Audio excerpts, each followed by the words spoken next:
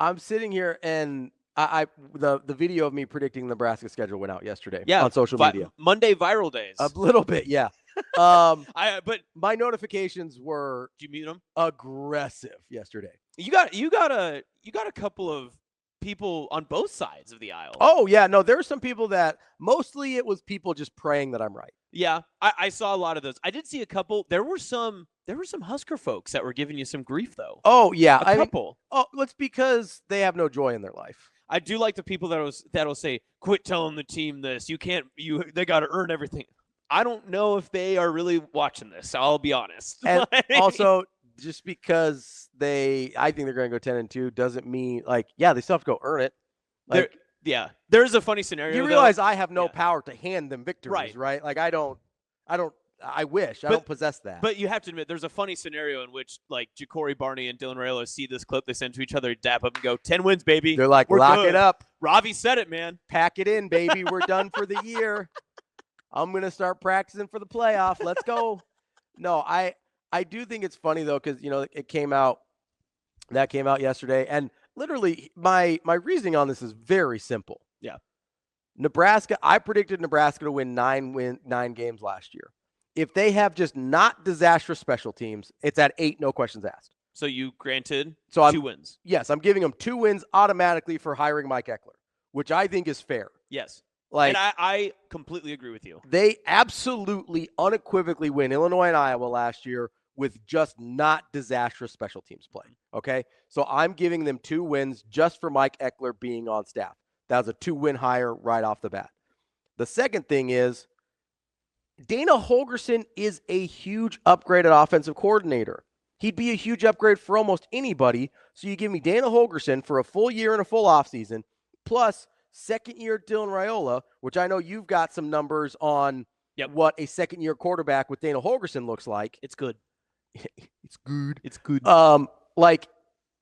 Those 2 things by themselves get me to 9 without and I think only 1 win for Dana and Dylan is incredibly conservative and maybe insultingly conservative.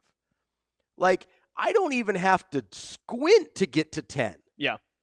I don't think that's crazy at all. I really don't. And I'm sitting here and I'm trying to figure out, I get that there's so much trauma in this fan base that we just can't allow ourselves to think something good's going to happen because we're so afraid of Lucy pulling the football back away from us. That's fair. And landing on our ass like Charlie Brown does every Thanksgiving. All right. Do you want me to help you? I have a preview of what, and this is why I was doing this, because I was looking through quarterback stats from Dana Holgorsen. We'll dive into this tomorrow, but give me a high end of what it looks like. Okay, so I want to give you this. So from what I can tell, translating, and I'll say the quarterback tomorrow. This quarterback from Dana Holgorsen, his first year, his freshman season, under Holgorsen to where he finished then his second season, this quarterback was 14-10 touchdown interceptions, completed 68.5% of his passes, and threw 2,259 passing yards that season, about 8.3 yards per attempt.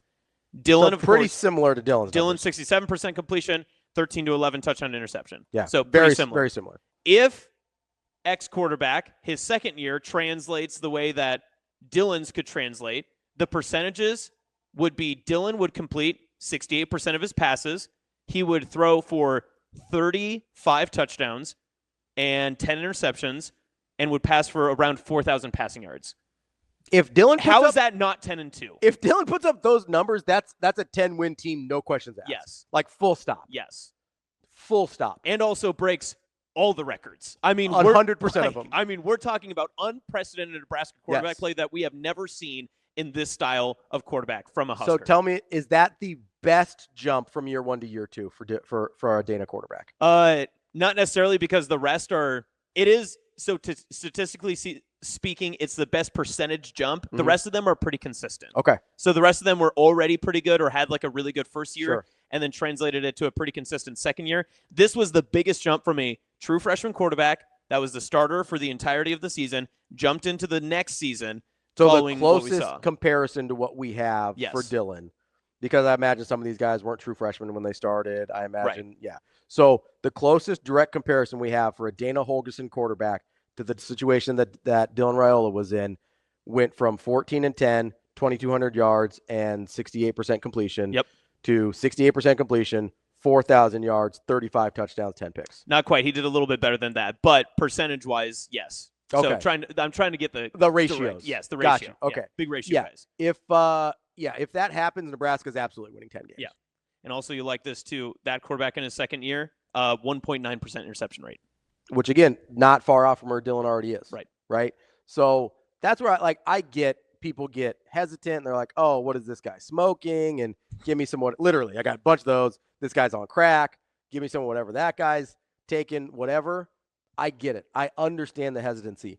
But if I'm looking at it not through the trauma lens of the last 10 years of Nebraska football, and I haven't even brought up Matt Rhule year 3. Mm-hmm. Haven't even brought that up yet, which is a real thing, by the way. Like, do you think it's a coincidence that he took over two of the worst situations in college football, in Temple and Baylor?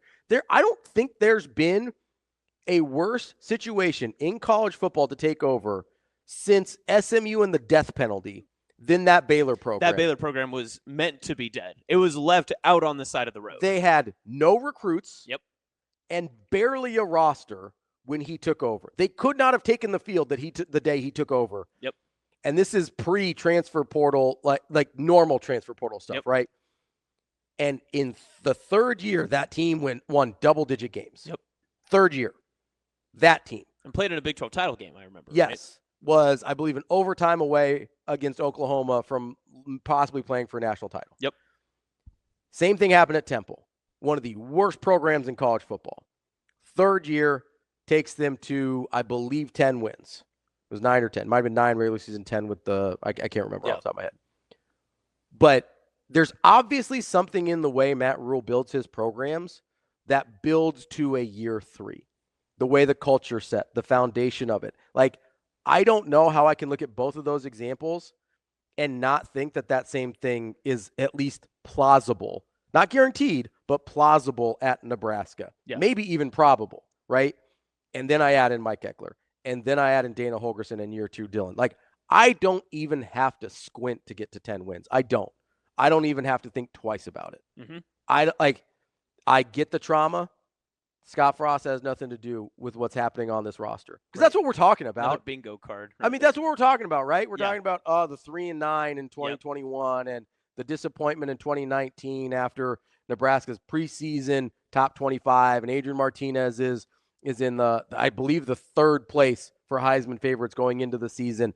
Like, that's what we're talking about. We're not talking about Matt Rhule stuff. Yeah. We're talking about Scott Frost stuff. Right. We're talking about Mike Riley stuff coming off of a 7-0 start in 2016 and then having the bottom fall out in 2018. Yeah. Or 2017, right? Like, we've just had a really bad ex, and we don't understand how good our current relationship is. Yeah, we just can't see.